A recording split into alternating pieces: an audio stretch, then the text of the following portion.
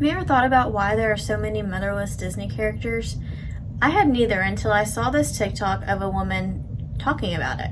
There are stepmothers and many times fathers, but a lot of characters have no mother, or the mother dies in the movie, or a mother is never even talked about. Well, I had never really thought about that before, so I thought I'd do a little bit of digging and see if I can find out the reasoning or maybe the story behind that.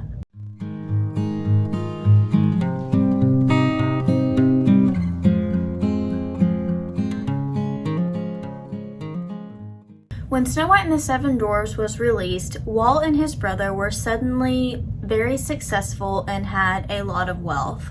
So like any good children would do, they bought their parents a home in Hollywood. But their parents had only been living there about a month or so when tragedy struck the family. Their mother, Flora, suddenly passed away from carbon monoxide poisoning because of a faulty, defective furnace. And it said that Walt never spoke of her death because of all of the guilt that he felt, which is totally understandable. He's the one that purchased the house for them, so it's only natural that he would feel some kind of guilt because of that.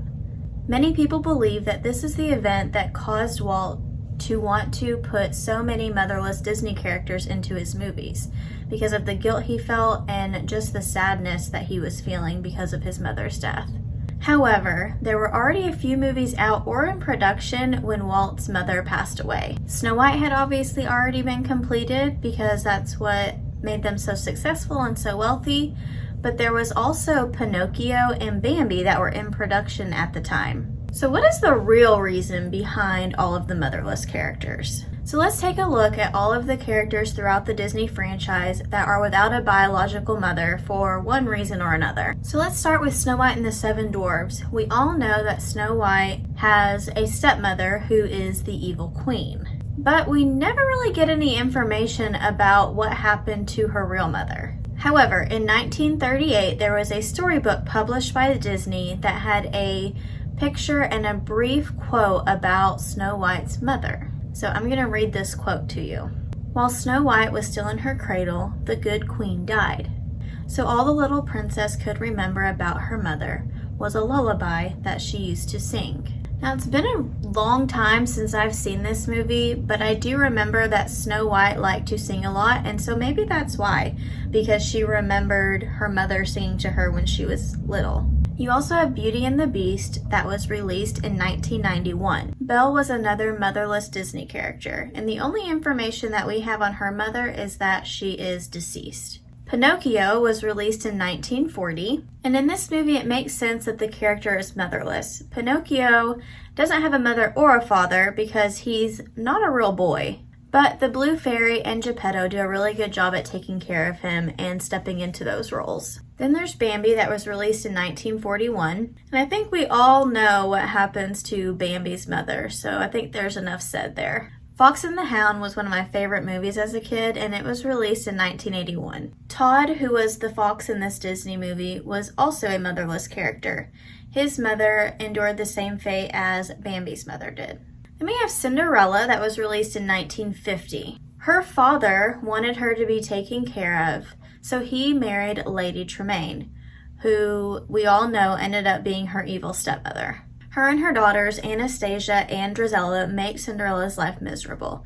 However, Cinderella does have the fairy godmother in this story who kind of acts in a motherly way and makes sure that she's taken care of. Peter Pan was released in 1953. Now, I think we all know that Peter Pan and his lost boys are orphans, but when Wendy comes to Neverland, she acts as a motherly figure to them. She was very motherly for her age. The Sword in the Stone was released in 1963. Now, this is a movie that I don't know that I've ever watched, or at least I've never watched all the way through. So in this movie, Arthur is an orphan. He has Merlin, who takes care of him and helps him to retrieve the sword so that he can become the next king. The Jungle Book was released in 1967. Mowgli is found parentless in the jungle and is taken in by a pack of wolves. He also has Bagheera and Baloo, who help take care of him and keep him safe throughout the movie. The Rescuers, another one of my favorites as a kid, was released in 1977. The character Penny is an orphan who is kidnapped by Madame Medusa. But eventually she does get adopted, so she has parents at the end of the movie. The Great Mouse Detective was released in 1986. The character in this movie, Olivia, is similar to Belle from Beauty and the Beast. She spends most of the movie searching for her kidnapped father, and we know that her mother is deceased. The Little Mermaid was released in 1989. Ariel and all of her sisters are motherless characters in this movie. Their mother was killed by a pirate ship while she was trying to recover a music box that was given to her by her husband, King Triton. And then we have Aladdin that also has more than one motherless character in it.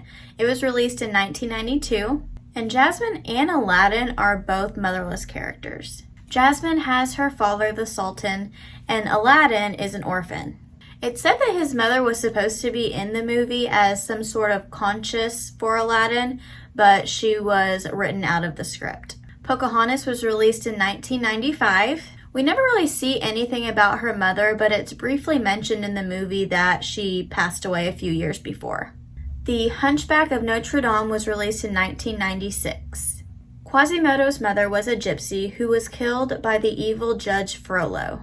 As punishment for this crime, he is forced to raise Quasimodo as his own.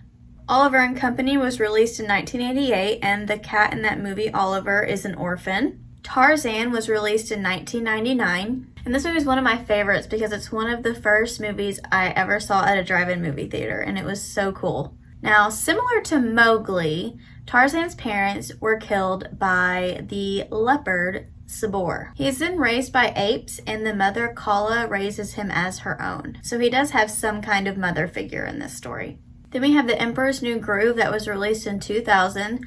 Another one of my favorites. I love this movie. A lot of people haven't seen it before though. David Spade is the voice for Cusco, and I think he's hilarious. So this movie is great. Cusco's father apparently has disappeared at sea, and his mother is never mentioned in the movie. Atlantis, The Lost Empire was released in 2001, and this is one that I'm pretty sure I've never seen, or it's another one that I've only seen bits and pieces of. But we have Princess Kidda, I think is how you say her name, whose mother was a hero who sacrificed herself when a tidal wave threatened Atlantis. Lilo and Stitch was released in 2022. This is another movie that has more than one motherless character. Lilo and her older sister Nani are made orphans after their parents are in a fatal car crash. One of my all-time favorites, Finding Nemo, was released in 2003. At the beginning of the movie, Nemo's mom is eaten by a barracuda while she tries to protect her eggs from it. Brother Bear, another movie I have not seen, was released in 2003. Coda is made motherless after an Inuit boy kills his mother for revenge, which seems a little intense for a Disney movie, but again, I've never seen it, so I don't know. But it does remind me of Bambi and the Fox and the Hounds. It seems like it has a similar storyline there. Ratatouille was released in 2007. In this movie, Linguini was turned chef thanks to Remy the Rat. Now, the only thing that we know about his mother is from a quote that he says. She believed in heaven, so she's covered, afterlife-wise. And last, we have Frozen that was released in 2013. Sisters Anna and Elsa are made orphans after their parents die in a shipwreck. So there are at least 27 motherless Disney characters throughout the franchise. But the question is, why is that? In an interview with Glamour, Disney producer John Han, I'm not really sure how to pronounce his name, said, quote, "The missing mother tactic is a way to address themes like growing up and maturing in the short time frame of the movie. Many movies made long after Walt's death, like Beauty and the Beast and The Lion King, feature main characters who lose parents and have to step up because of it." End quote. So what do you think? Are there so many motherless characters because of the guilt that Walt felt? Or do you think it's really because they just want to have that theme of growing up and maturing? I myself like a good conspiracy theory, so I'd like to think it's because of Walt's guilt, but just based on when the movies were released, I think that it's probably to show the themes of growing up and maturing.